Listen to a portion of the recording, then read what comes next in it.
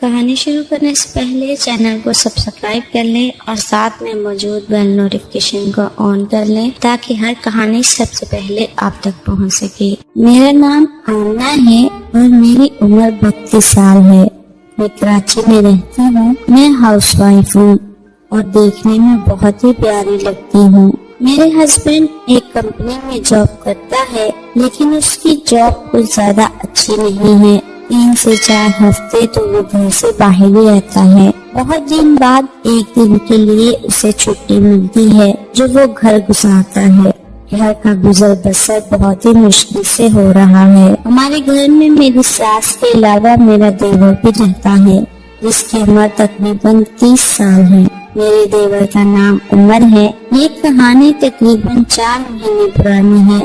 میرا ہسبینڈ اپنی ڈیوٹی پر گیا ہوا تھا اور اس نے تقریباً 3 ہفتے بعد گھر واپس آنا تھا۔ میری ساس اور میرا دیور گھر پر اکیلے رہتے تھے۔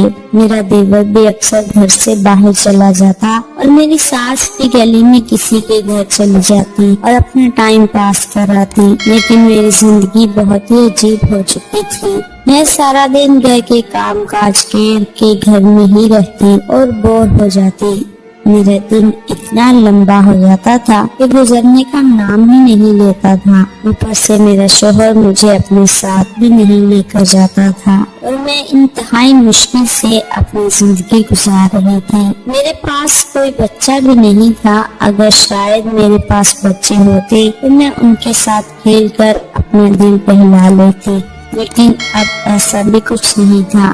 خیر دن گزرتے رہے اور میں دن بدن خود کو بہت اذیت میں محسوس کرتی۔ دل چاہتا یہ گھر چھوڑ کر کہیں اور چلی جاؤں، کیونکہ نہ تو میرا شوہر مجھے ٹائم دیتا اور نہ ہی گھر میں ایسی کوئی مصروفیت ہے جن کی وجہ سے میں اپنا ٹائم گزار سکوں۔ گھر میں میرا سانس لینا بھی مشکل ہو گیا۔ سارا دن میں کبھی ایسے ہی سوچتی رہتی اب میں کیا کروں، اور ایک دن ایسے ہی اپنے کمرے میں بیٹھی تھی کہ میرے کمرے کا دروازہ کھٹکھٹایا۔ میرے کمرے میں ساس آیا کرتی تھی۔ مجھے لگا میری ساس آئی ہے۔ میں نے کہا آ جائیں، اندر آ جائیں۔ دروازہ کھلا ہوا ہے۔ جیسے ہی میں نے کہا میرا دیور کمرے کے اندر داخل ہوا۔ دیور کو دیکھ کر میرا رنگ اڑ گیا، کیونکہ اس سے پہلے کبھی بھی میرا دیور میرے کمرے میں داخل نہیں ہوا تھا۔ اسے دیکھ کر میں تھوڑا سہم گئی۔ میرا دیور مجھے دیکھ کر مسکرا رہا تھا۔ اس نے مجھے سلام کیا۔ میں نے اس کے سلام کا جواب دیا۔ میں نے اسے بیٹھنے کو کہا۔ میں نے اپنے دیور سے کہا تم یہاں بیٹھو، میں تمہارے لیے کچھ کھانے پینے کے لیے لے کر آتی ہوں۔ لیکن میرا دیور مجھ سے کہنے لگا نہیں بھابھی، اس کی کوئی ضرورت نہیں، میں تو بس آپ کے پاس کچھ اپنا وقت گزارنے آیا ہوں۔ عمر ایک بہت ہی اچھا لڑکا تھا اور وہ انتہائی خوبصورت اور جسمانی لحاظ سے بھی اپنے بھائی سے بہت زیادہ بہتر تھا۔ میرا ہسبینڈ میرے ساتھ ازدواجی تعلقات میں بھی کچھ زیادہ بہتر نہ تھا اور وہ ہر وقت مجھ پر غصہ ہی کیا کرتا تھا، اور انہیں غصہ اس لیے آتا تھا وہ مجھے مطمئن نہیں کر پاتے تھے، اس لیے وہ مجھے ڈانٹ ڈپٹ کر چپ کروا دیتی۔ وہ اپنی طرف سے تو پوری کوشش کرتے تھے لیکن میں مطمئن نہیں ہو پاتی تھی، اس لیے مجھے بھی اپنے شوہر سے نفرت ہونے لگی تھی۔ ایک تو مجھے مطمئن نہیں کر سکتے، اوپر سے مجھے ہی ڈانٹ کر میرے ساتھ برا سلوک کرتے ہیں۔ پھر ان باتوں کی وجہ سے میں خود کو ایک کمزور انسان سمجھتی تھی اور سمجھتی تھی کہ میں کسی محرومی کا شکار ہوں۔ خیر میں نے اپنے دیور سے پوچھا تم کس طرح آج میرے کمرے میں آ گئے؟ تو میرا دیور مجھ سے کہنے لگا بھابھی بس آپ کی یاد بہت ستا رہی تھی، میں نے سوچا آپ کا دیدار کراؤں۔ میں نے اپنے دیور سے پوچھا میری یاد تمہیں کیسے ستا سکتی ہے؟ تو میرا دیور مسکرانے لگا اور کہنے لگا بس ایسے ہی دل چاہ رہا تھا آپ سے کچھ لمحی باتیں کروں اور آپ کے پاس بیٹھ کر آؤں، آپ کی یاد آ رہی تھی، آپ کے کمرے میں آ گیا۔ اگر آپ کو اچھا نہیں لگا تو میں چلا جاتا ہوں۔ مجھے بھی بہت اچھا لگ رہا تھا اس کا میرے کمرے میں آنا۔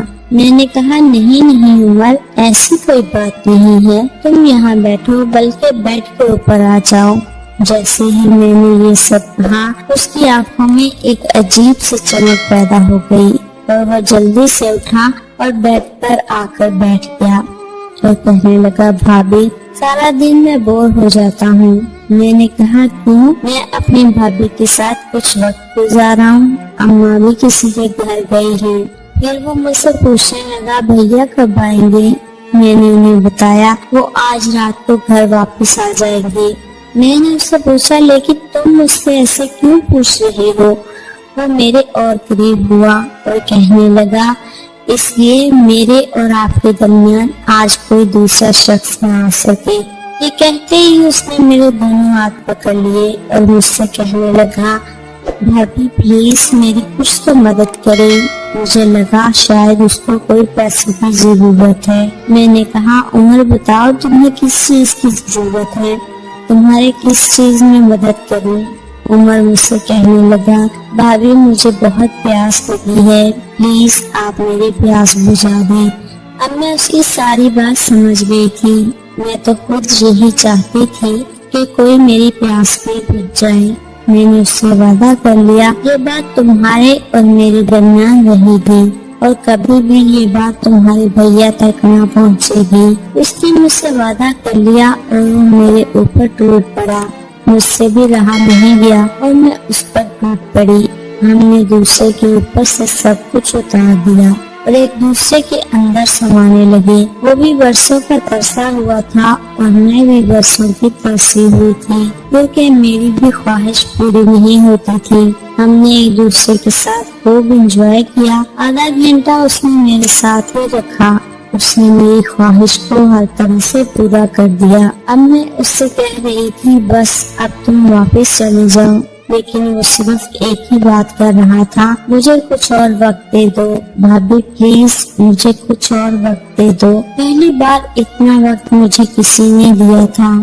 میری خوشی کی کوئی انتہا نہ رہی تھی۔ میں ہر طرح سے مطمئن ہو چکی تھی۔ میں نے اپنے دیور سے دوستی کر لی اور اس سے کہا، جب بھی تمہارا دل کرے تو میرے کمرے میں آ سکتے ہو اور مجھے چھو سکتے ہو۔ اب جب کبھی بھی میرے دیور کو وقت ملتا وہ میرے پاس آ جاتا اور مجھے مطمئن کر کے واپس چلا جاتا۔ میرا وقت بہت ہی اچھا گزرنے لگا تھا اور میں کسی بھی لمحے بور نہیں ہوتی تھی۔ جیسے ہی میری ساس گھر سے باہر جاتی میرا دیور میرے پاس آ جاتا اور ہم خوب انجوائے کرتے۔ میرا دیور بھی اب خوش رہنے لگا تھا اور میں بھی اسی کے ساتھ ہنسی خوشی زندگی گزارنے لگی۔ اب جب بھی میرا ہسبینڈ آتا میں اس سے کوئی گلہ نہیں کرتی اور اسی پر صبر شکر کر لیتی ہوں۔